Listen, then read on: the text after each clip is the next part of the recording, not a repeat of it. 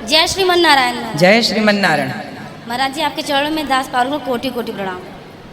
महाराज जी सवाल है ये कि इसमें यहाँ पे हम वो बैठाए हुए हैं, माइक पास में, पोथी पत्रा बैठाए हुए हैं। हाँ। तो मेरे ससुर को भी 3रा साल पूरा होगा मई में, तो वो हो जाएगा? हाँ, अपने पितरों के भागवत जी की पोथी पाठ 13 के बाद कभी भी कर सकते हैं। नहीं, आप जैसे बताते हैं कि 3 साल बाद। वो तो श्राद्ध है। अच्छा। वो गया जी का पिंडदान है। गया श्राद्ध पिंडदान 3 वर्ष बाद होता है। भागवत जी कभी भी 13वीं के बाद कभी भी हो सकती है। जी जी। और महाराज जी एक सवाल था, तुलसी का माला जैसे हम लोग को पहनना चाहिए? इस औरत ने गुरुजी को क्या कहा, उसका ससुर जी के बारे में वीडियो बना रहे, देखते महाराज की कथा। बिल्कुल, तुलसी सबको पहनना चाहिए, स्त्री पुरुष सब। तो जैसे फिर वो शौच वोच के समय निकालना चाहिए? तुलसी की माला जब नहाने जाओ तो उस समय निकाल के रख दो, या कोई पहना भी रहे तो दोष नहीं है।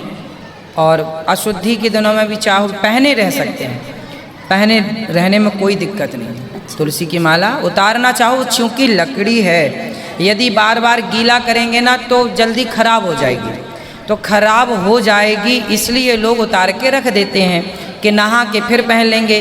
पानी से बार बार भीगेगी तो खराब हो जाएगी। महाराज जी हम यहाँ पे आए हैं तो नया लिए हैं 2-3 दिन से, लेकिन फिर भी निकाल के हम नहाते धोते हैं, फिर कोई बात नहीं। और महाराज जी यदि आपके पास माला 2-3 रख लो, एक खराब होगा दूसरा, तो फिर पहने रह सकते हैं।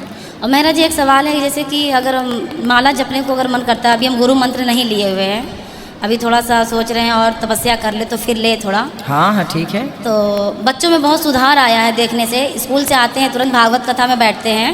अब तो लड़ाई झगड़े भी करते हैं दोनों भाई बहन आपस में, तो बोलते हैं वो पापी मन कर ले भजन, सब ऐसे लड़ाई करते हैं। अच्छा। और महाराज जी ये पूछना था कि मतलब बोल रहे थे तो जपने के लिए माला तुलसी का मांगे, तो बोल रहे थे जब तक गुरु मंत्र नहीं लेंगे तब तक आप नहीं जप सकते। नहीं, मंत्र तो जाप गुरु मंत्र लेंगे तभी तो मंत्र मिलेगा। अभी तो कोई भी मंत्र आप जप रहे हैं, श्रीमन नारायण जपिए, जैसे ओम नमो भगवते वासुदेव जपते हैं, जपते रहिए जो मंत्र है, पर जब तक मंत्र गुरु मंत्र मिलेगा तब फिर वो प्रॉपर मंत्र होगा।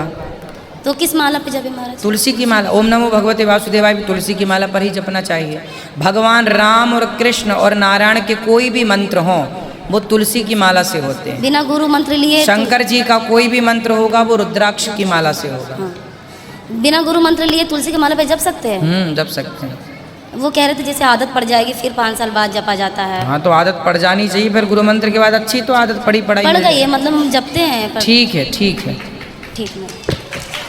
राधे राधे गुरुजी। जी गुरुजी, जैसे एकादशी के दिन कोई खत्म हो गया है तो उसका श्राद्ध पड़ता है एकादशी के दिन, तो उस दिन अन्न नहीं खिलाना चाहिए, तो उस दिन क्या करना चाहिए? खिलाना चाहिए या नहीं खिलाना चाहिए? फल फूल फलाहार चीज़ों का प्रसाद भोग लगा के और भोग लगा देना चाहिए। फल का है नहीं, जैसे ब्राह्मणों को खिलाना है। हाँ, वो तो ब्राह्मण लोग भी तो नहीं फल खाते क्या? तो वही सब खिलाना चाहिए। वही फलाहार बनाओ, बढ़िया उसकी खीर बना लो। क्या होता है वो, ठीक है, साबू आबू दाना नहीं। और गुरुजी एकादशी, सुनो, सिंघाड़ा होता है, सिंघाड़ा जी, सिंघाड़े के आटे की पूड़ी बन जाती है, जी। बढ़िया आलू की सब्जी बन जाएगी, और भी चीज़ बन जाएंगी, बहुत सारी चीज़ें जो भी आप लोग, लौकी का प्रयोग हो जाता है।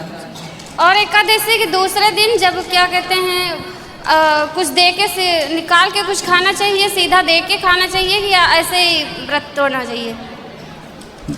एकादशी का नियम ही है, पहले खिलाओ और फिर पारण करो। उसमें क्या कहते हैं, चावल देना चाहिए या नहीं देना चाहिए? एकादशी के दिन चावल नहीं, चावल के अतिरिक्त कोई भूखा है तो उसे कुछ और दो।